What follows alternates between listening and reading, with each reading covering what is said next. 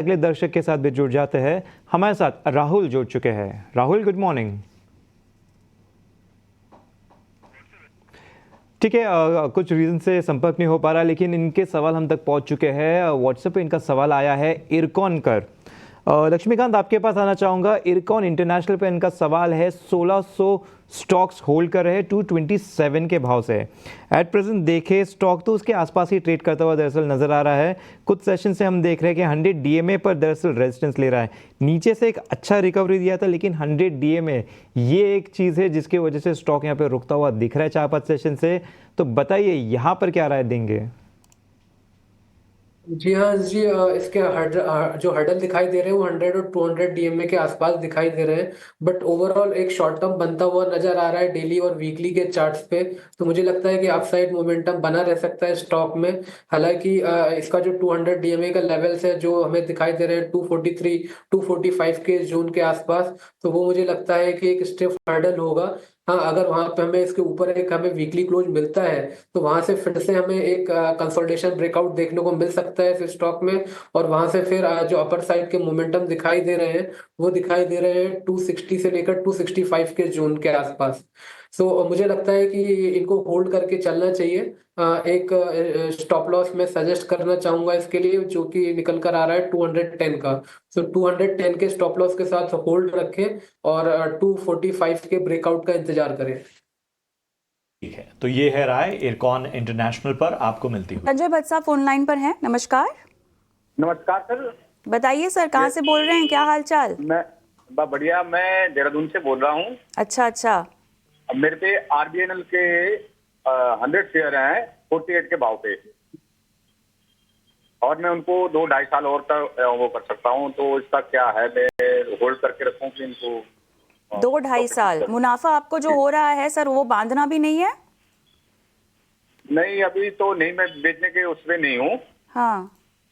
48 के भाव पे है मेरे पास में अभी, तो मैं 2-2.5 साल और उसको क्या नाम है वो करूंगा। चलिए, बहुत बढ़िया। एक तो आपके सब्र की दाद देनी पड़ेगी, और मुनाफा भी जिस तरह से आपको हो रहा है वो आप बांधना भी नहीं चाहते हैं। हालांकि आगे की रणनीति लक्ष्मीकांत जी बताइएगा, इनको क्या अपनानी चाहिए, किस तरह से आगे बढ़े? 2-2.5 साल और समय देना चाहते हैं?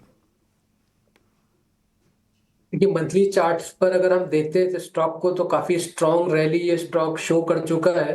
हालांकि पिछले 2-3 महीनों से यहाँ पे हमें एक प्रॉफिट बुकिंग देखने को मिली थी। बट रिसेंट दिसंबर में यहाँ पर ये अपने prior swing month swing high को होल्ड करके रख रहा है। तो मुझे लगता है कि यहाँ से भी तेजी देखने को मिल सकती है। जैसा कि इन्होंने बताया, इनका लॉन्ग टर्म का व्यू है।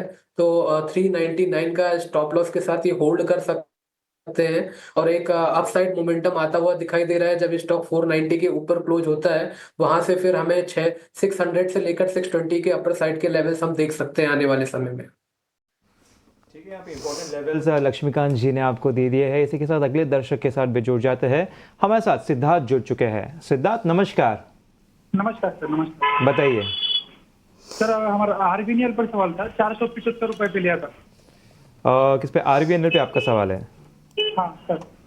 ठीक है, कितने पे लिया है आप बोल रहे हैं? 475, 475। 475। ठीक है, ठीक है। स्टॉक यहाँ पे ही ट्रेड होता हुआ नजर आ रहा है, आप पास में ही। बताइए कितने समय तक इसे रख सकते हैं? सर मिड टर्म 1 ईयर तक। ठीक है, आरबीएनएल पे दरअसल हमने राय ले ली है ऑलरेडी। दूसरा स्टॉक कौन सा है आपके पास, वो भी बता दीजिए। आपने शायद कोचिन शिपयार्ड दिया हुआ है हमें, हाँ, कोचिन शिपयार्ड दिए। उसका बता दीजिए। 1682। 1682। हाँ। ठीक है, और कितने समय तक रख सकते हैं इसे? 1 ईयर तक सर। 1 ईयर तक। ठीक है, ग्राफिक्स में इसे ज़रा करेक्शन कर लीजिए। 1640 नहीं, 1682 पे इनकी खरीदारी है, और इसे थोड़ा 1 साल तक रख सकते हैं। कुणाल जी, आपके पास आना चाहूँगा। कोचिन शिपयार्ड पर इनकी खरीदारी है 1682 के भाव से। वहाँ से स्टॉक थोड़ा नीचे गिरता हुआ नज़र आ रहा है, हालांकि बड़ा लॉस नहीं हुआ है फिलहाल। तो बताइए यहाँ पे क्या रणनीति बनानी चाहिए? कल रणनीति ये स्टॉक होल्ड करके चलने की ही रहेगी फिलहाल के लिए। स्टॉक ने अच्छा खासा बाउंस बैक दिया हुआ है डेली एंड वीकली चार्ट पे, एंड यहाँ से आने वाले दिनों में अच्छे खासे मोमेंटम का एक्सपेक्टेशन रख सकते हैं। टाइम ही बजट आने वाला है और बजट में पर्टिकुलर डिफेंस सेक्टर के लिए कुछ नया हो सकता है, ऐसा एक्सपेक्टेशन फिलहाल मार्केट की ओर से देखने को मिल रहा है। और आप देखिए कि पिछले कुछ दिनों में डिफेंस सेक्टर के जितने भी स्टॉक है उसमें अच्छी खासी मोमेंटम भी देखने को मिली है। तो मैं कहूंगा कि जो 1680 की उनकी खरीदारी है, मैं कहूंगा होल्ड करके रखिए। ऊपरी लेवल पे ये स्टॉक हमें तकरीबन 1940 और 1940 जैसे ही होगा, अच्छी खासी रैली ये स्टॉक में देखने को मिल सकती है 2100 तक। तो कोचिंग शिपयार्ड आप होल्ड करके रखिए। और आरबीएनएल की जो आपने बात की है उस पर भी मैं फिलहाल होल्ड करके चलने की ही सलाह दूंगा। स्टॉक में अच्छे खासे रिवर्सल देखने को मिले हैं। स्टॉक अगर ऊपर में 487 जैसे ही क्रॉस करेगा, इसमें वन वे रैली हमें देखने को मिलेगी, जिसके बेस पे ये स्टॉक सबसे पहला टारगेट जो दिखाएगा वो रहेगा 550 का। तो दोनों स्टॉक आप होल्ड करके चल सकते हैं।